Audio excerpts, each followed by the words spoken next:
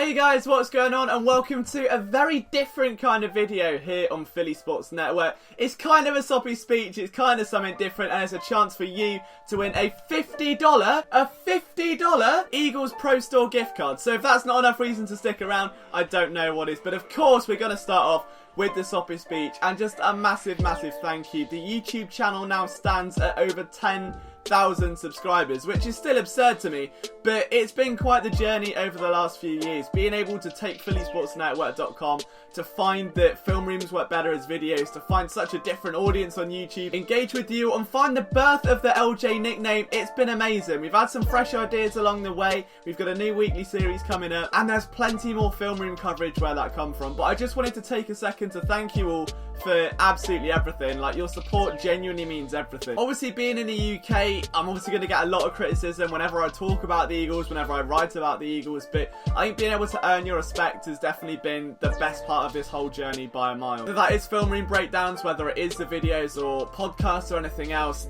none of this would be possible without you. I'm now able to talk about Philadelphia sports full time for a living and manage a team of the best, most passionate writers that I know, and just give you guys the content you deserve. All we've ever wanted to do is bring something fresh to the table, something different, something that stands out and represents the passion of the best fan base in the world, and hopefully we've been able to do that. It's year 5 of Philly Sports Network right now, and to be at 10,000 subscribers on this channel, it's insane. We've got a lot of cool stuff coming up. I'm actually coming to Philadelphia very soon, so I'm sure I'll meet as many of you as I possibly can. But to say thank you, there is a giveaway. As I said, $50 worth of gift card value for the Eagles Pro Shop. So Liam, how do I win this incredible prize?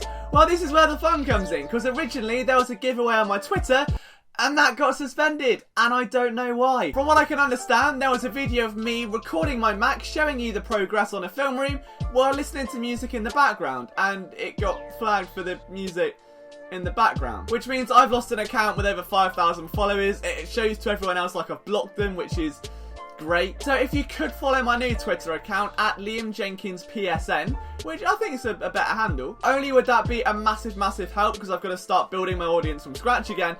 But there's a tweet on there which has all the details you need. Look, for this tweet, all you've got to do is retweet that, follow Philly Sports Network, you're entered. Nice and simple. The winner I'll select on Wednesday, the 29th of May. You get the code emailed to you from myself, and you get $50 worth of stuff, or maybe $50 towards a shiny new Eagles jersey from their official pro shop. 2019's been the wildest year so far, and to get to know so many of you guys, to see some regular names comment on these videos, it's amazing, you know? I think YouTube truly is a very unique platform, and just trying to do different things here, like This Week in Philadelphia Sports, like the film breakdowns.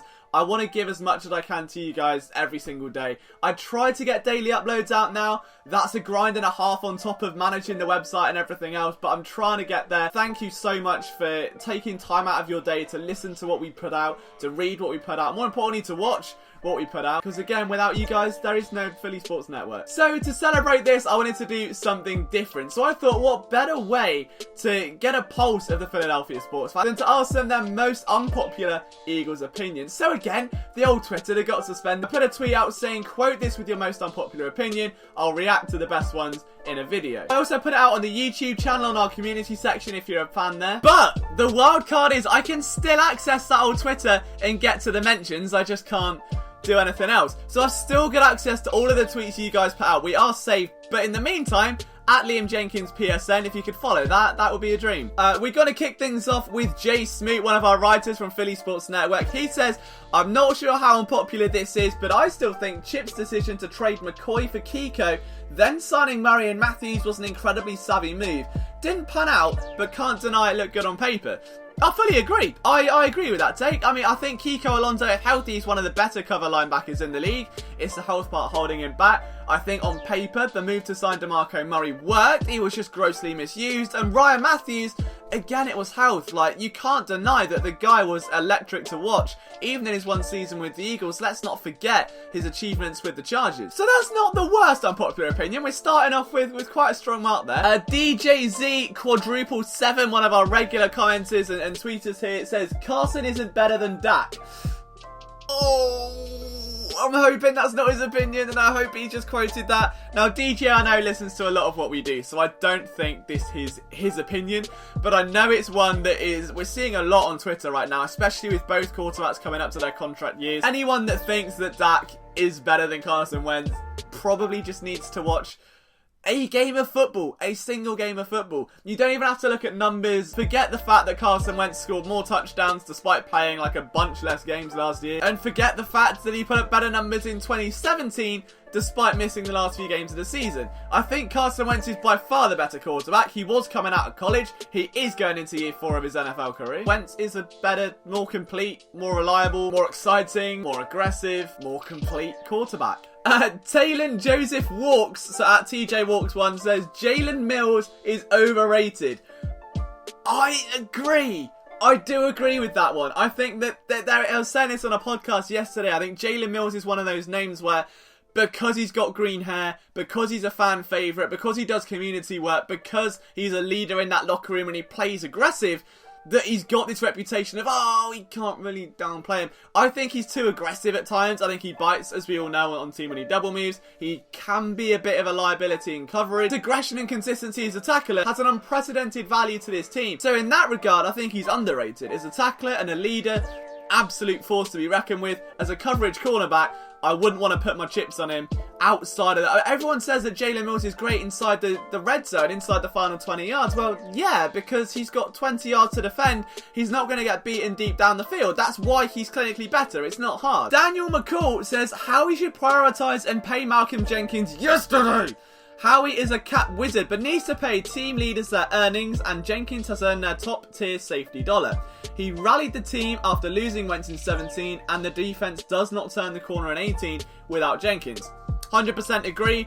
That's not an unpopular take at all. I think the main debate right now is, do the Eagles have enough to pay both Jenkins and Carson Wentz? That's not an unpopular opinion. I think anyone who's watched a single game of football and realises that in 4 years, Malcolm Jenkins has missed 1.6% of snaps, you pay the guy whatever he demands. Like, you let him write the check and fill it out, in my opinion. I think Jenkins does deserve top 5 safety money. Oh, the Eagles can't sign him to a long-term deal.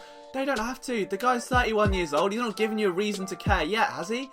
I mean, he's coming out of 2 very, very good years. 4 very, very good years, I might add. Why should age be a concern? If it is, you just pay him short-term dollar, which kind of helps the backloaded contracts anyway. SC Eagles fan, another one of our regulars here at Philly Sports Network, says Birds won the Super Bowl in spite of Big V. No! Atrocious take. Get it off my screen. Get it gone. I've had enough. There's a film room on this video. There's a film room on this channel, actually, of Halapulavati Vaitai against Everson Griffin, shutting him down in the NFC Championship game. Without Big V, there is no Super Bowl. That'll be my unpopular take, that without Big V, there is no Super Bowl 52. And we'll see how that one simmers down. Irish fan 61 says midnight green jerseys and the modern logo over Kelly green jerseys and the old logo, and it's not even close. Yeah, I get it. I love midnight green, if I'm honest. I think it is the better colour jersey. I know a lot of people want the Kelly green jerseys back, but they're sort of that colour. And you can't wear that with much, and that's a problem. The old logo is someone just hit fill on Microsoft Paint with a grey tool. I don't think that's much good to anyone. So, I don't know. I like the midnight green jerseys. I want to keep them. But for one game a year, Kelly green, it's got the historical value there. Fans love them, so why not? Antonios Nitsolas. That's a great name, by the way. Rasul Douglas. I'm assuming it's Douglas. And Jalen Mills should be moved to safety and become our future starting safeties. I understand it. I get where you're coming from, but not both of them. And I don't think Jalen Mills, everyone says he's played safety at LSU. Well, that's great, but he came into the league as a 7th round corner and became a starter. They're not going to move him now. As for Rasul Douglas, I've been on that train for a solid, since he entered the league. With videos and articles on this website and breaking down whether he fits at safety, where his best fit overall is. I think he's got the ball hawking skill set to be that Kurt Coleman type of safety that the Eagles lost and haven't really found since. So I'm all for it. I think given the amount of cornerback depth, if he can't beat out Jalen Mills in training camp, move him to safety, but it probably won't happen. There's a clear discrepancy as to why he hasn't got there yet. I couldn't tell you what that is, but it just doesn't look like it's happening for whatever reason. At Norm_new, and his name is the new Norm, so he's really going all out there. Isaac Sayamale will play at an all-pro level next season. Good take. Good take. Ocean Pacific says Avonte Maddox is a better corner than Mills, and Jones should start them with Captain Cravon. Now, I like this take because you've said the name Captain Cravon. I don't think you can say he's better than Sidney Jones just yet because we haven't seen Sidney Jones. I know that's the worst thing to say, but Jones is in an all or nothing situation right now. I put an article on that up recently on Philly Sports Network. I do think Avonte Maddox offers a slightly different skill set to Jalen Mills, and in coverage, he certainly holds his own and he's proven to be more versatile, but you'd expect that he was drafted a lot higher, so I think the upside is higher with Maddox. I think it'll be interesting to see if he's a more complete corner than Jalen Mills. It's hard to say, you know, starting outside who's better. I think Mills has that one-play mentality, and that's something Maddox doesn't right now. If you remember that Saints game where Maddox was tortured for the entire first half, it was awful. Whereas Jalen Mills will get beat, come back the next play, make a tackle, and then start going. And I still don't know what that is. I still don't know what that is. I'll say Avonte Maddox has better celebrations when he gets a pass breakup. We'll go there. But now we're on to the YouTube comments. So I put this on the community section as well. So interesting to see what you guys have to say. Jacob Wagoda says, all we need to do is protect our MVP quarterback. And that is a dub, which means we must get rid of our older tackles and get younger ones like Dillard and better recover Olshawn is a 2. We need a 1 besides for Ertz. We need a 1 like TY. Yeah, I don't know where to start with that. James Young says Carson Wentz is injury prone. Oh, I knew that was coming. I knew that was coming. Look, a torn ACL is not injury prone. There was little evidence to say the guy's injury prone. The back injury, I think, is a direct correlation to that ACL. This will be the year. If he gets injured again this year, have that take, swan it around, wear it on a t-shirt. As of right now, it's hard to say he's injury prone. It's not like he just falls downstairs and goes, my ACL. Like, he's not Sam Bradford. He's not Ryan Matthews, okay? I think that we're overplaying that a bit because of the desperation to see him ball out like the franchise quarterback everyone wants him to be. Flipping Loud says, should have paid St. Nick instead of shipping him to Jacksonville. No, you let him go. Option was mutual for a reason.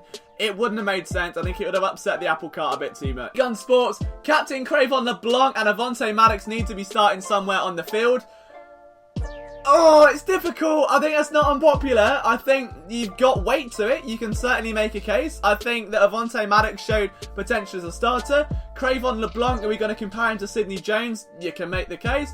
I don't know. That's an interesting one. Nathan Smith. I feel that although he's gotten better, how he does better work in free agency than drafting since he's come back as general manager. I like that. I can see the weight behind that. Teams as though picked often don't play out what they hoped. Yeah, you can look at Sidney Jones, Donnell Pumphrey, Wendell Smallwood, Mac Hollins. Yeah, I agree with that take. C. Trust says we should never have got rid of Chip Kelly. Oh, I don't have any alcohol here, so it's going to have to be Lucozade, isn't it? Chip Kelly was a good coach, though, says Joe Castro. He was fired because he was a terrible GM. Do I agree? Yeah, I think Chip Kelly's a great coach. I think the amount of players that speak up about him and love his play style, it speaks for itself. First season in Philadelphia was electrifying. It just went all downhill. But let's not forget, teams are using up tempo largely because of Chip Kelly. Teams are focusing on sports science largely because of Chip Kelly. The guy did a lot of good things, but he also is a bit of an idiot when it comes to executive decisions. Lost great offensive play calling when Frank Reich left, says Hazmatic Chaos. Mike Groh's not offensive coordinator material, and Joe Douglas is the brains behind Howie Roseman's recently amazing team building. The last bit, I think he keeps Howie on track. It's like having a rampant teenager who's got loads of money, but is in the public eye. You don't want him going out to clubs every week. You want him keep it low key, maybe invest it in don't invest it in Bitcoin. As for Mike Groh, I think he gets a pass for year one. He was working with Nick Foles as his QB1. Pretty much into start of the offseason with Wentz injured. He couldn't gel with the franchise quarterback. I've said this argument a million times by now. You need to see more from him. I think this is certainly going to be an interesting situation. David Fowler says, I was a huge McNabb fan and hated T.O. until the Super Bowl. In the last few minutes of the Super Bowl, I completely traded those positions forever. That. If you're talking juicy takes, that's a juice, but that's saucy. I like the take. I can understand the reasoning. I don't know if I'd agree with it, but I understand it. Popular opinion, Jalen Mills is a great player, just slow as shit. I love that. I love that. I think we've had enough Jalen Mills swagger for now, but I wouldn't say he's a great player. I mean, he's not Xavier Rhodes, for instance. Patrick Tipton says the Eagles should replace Chief Staley as their running back coach. Oh, that's unpopular. No, not seen enough there. If they can't get the balance right this year, with Jordan Howard and Miles Sanders in the fray, absolutely make that call. As of right now, they've been hampered by too many injuries. Ertz and Goddard, best tight end duo ever? Could they be, says Willy Wonka. Do you think we can hold on to both? Does Goddard flex his muscles this year? Is it crazy to think they'll both one day have 100 catch seasons in the same year? Oh, this is getting that's a big take. Best tight end duo ever, or potential to be? I think statistically, you can probably make some kind of argument based on a forecast. Now, that's not going off current production. You'd have to look at, hey, look at what the Eagles are doing red zone offensively. Look at what Ertz did last year. You can make a case. Are they going to keep hold of both of them? I mean, the Eagles have got Goddard's rookie deal for at least for the foreseeable future. You've got Zach Ertz with a backloaded contract. If we're addressing this in 3 years, there's an absolute chance these guys could be the best tight end tandem in the league. Best of all time, still a bit stiff for now. If you've got unpopular opinions that I haven't approached in this video, guys, let me know by dropping them down in the comments below. Leave a like if you're new around here. Hit subscribe if you haven't already. And don't forget, if you could follow at Liam Jenkins PSN, not only have you got a chance to win yourself a $50 gift card, but it would also help me out massively as well. So from myself, Liam Jenkins, I'll see you next time.